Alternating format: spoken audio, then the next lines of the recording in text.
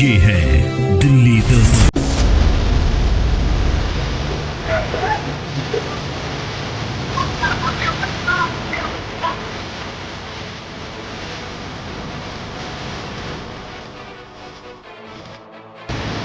जय कॉलोनी के अंदर नाबालिग उम्र के बच्चे और एक उनका ऐड होता है बालिग, जो कि स्मैक से लेकर हर तरह के नशे का व्यापार करता है। और ऐसा नहीं है कि पुलिस को नहीं पता, पुलिस की संज्ञान में है, पुलिस उनसे पैसा वसूल करती है।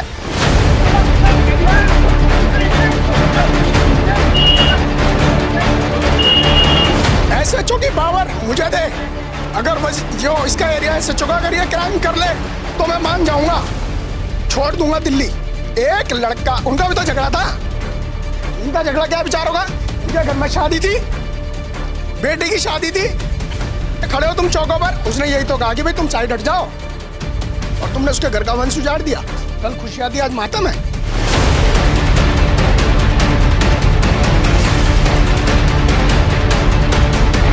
पुलिस क्या काम करेगी? हाँ भाई चल थाने लेके, अब भी 20-25 लोग वीडियो में हैं, उनमें से 4 अरेस्ट हैं, 21 को बुलाएंगे।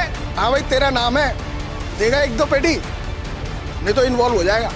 सबसे पैसा हटेगी, 4 लोगों को बंद करेगी, पुलिस का ये काम रहेगा।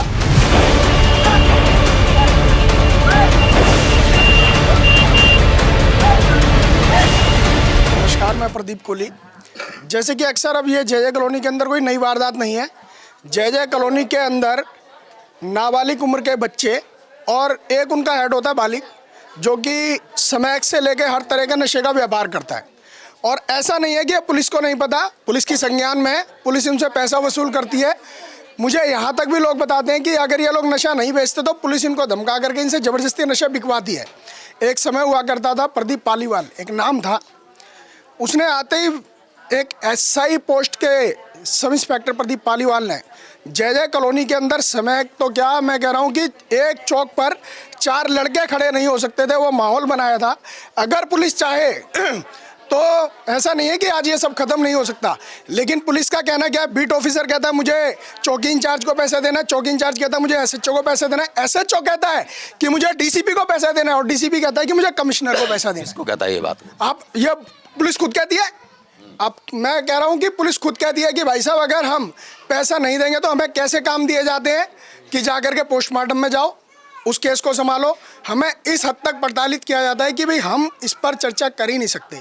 तो अगर आज जय कॉलोनी के अंदर जो हत्याएं हो रही हैं, क्राइम हो रहा है, तो उसमें अगर कोई अहम रोल है तो वो पुलिस का है, वरना ये आवारा कुत्ते। मैं कह रहा हूँ कि कोई समय हुआ करता था कि ये गली के अंदर एक पूरी गली मिला करती थी। क्रिमिनल एक होगा, गली पूरी होगी, लेकिन एक क्रिमिनल पूरी गली को डरा के रखता है। आज जिसका परिवार गया है, उसकी 3 बेटी हैं। आपने उत्तम नगर का केस सुना था। उत्तम नगर के केस के अंदर हिंदू मुस्लिम करके इन लोगों ने उसको इतना हाईलाइट कर दिया, जिसकी बीवी है बेचारे की 3 बेटी हैं। आयना रेखा गुप्ता क्यों नहीं आती? यहाँ पर सीएम को आना चाहिए, उसके परिवार को मुआवजा देना। और मैं कहता हूँ माइक से, मुझे 1 महीने एसएचओ बनाओ, साला एक आदमी नशा कर ले और चौक पर खड़ा हो जाए तो। एसएचओ की पावर मुझे दे, अगर जो इसका एरिया एसएचओ का अगर ये क्राइम कर ले तो मैं मान जाऊंगा, छोड़ दूंगा दिल्ली। तो जहाँ हिंदू मुस्लिम एंगल आ जाता है, आपको लगता है कि वहाँ पूरा फोकस हो जाता है? एक लड़का, उनका भी तो झगड़ा था, इनका झगड़ा क्या विचार होगा?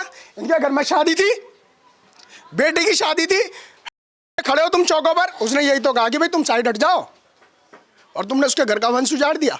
कल खुशियां थी, आज मातम है। ये लड़ेंगे बेचारे, इनका खानदान के भैंचो हरामी, जो चाचा के लड़के वो डर रहे हैं ये बताने से कि हमने देखा है। मेरे मुंह से गाली निकल रही है, मैं माफी चाहूंगा, लेकिन इतना खौफ देखो ना क्रिमिनल का। एक समय हुआ करता था कि चाचा का लड़का मर्डर का बदला मर्डर से लेता था। यहाँ बेचारे डर के माहौल में इतने लोग जी रहे हैं। क्या है, क्या सिस्टम है? मैं तो कहता हूँ कि पूरी गली को एक लड़का अपना दो ना, यहाँ बदमाश खड़ा हो टांगे काट दो। आपको लगता है खुद ही अपने हाथ में लेना पड़ेगा कानून? मैं कह रहा हूँ ना, मुझे पावर दो आप। पावर तो कोई नहीं देगा इस तरह, जिसके पास पावर है वो तो पावर के हिसाब से। क्या है, आज मैं ये मुंह चला नहीं रहा हूँ, हमारे बुनकर कॉलोनी के अंदर एक मर्डर हुआ था, एक लड़की को 11 चाकू मारे थे, उसको मैंने एंड तक पकड़ के, जब तक उसके पास चाकू था और मैं निहत्ता था, जाकर पकड़ा, एसएचओ को पकड़ाया, पूरी वीडियो मेरे पास है। एसएचओ ने जिक्र तक नहीं किया कि इस लड़के के कोई चोट तो नहीं लगी, मुझसे पूछा तक नहीं, पता नहीं क्या एफआईआर दर्ज की, क्या की, और केस दर्ज कर उसे बंद कर दिया। मैं मुंह नहीं चला रहा, दो ना पावर, 2 लठ दो मुझे। तो अभी भी कह तो रहे हैं कि 4-5 लोगों को गिरफ्तार किया है। पुलिस की फॉर्मेलिटी करेगी नहीं? किस बात के पैसे लेती है पुलिस? मैं करूंगा अरेस्ट, पुलिस तो ये फॉर्मेलिटी दिखाएगी। आपको पता है वो लोग कौन थे?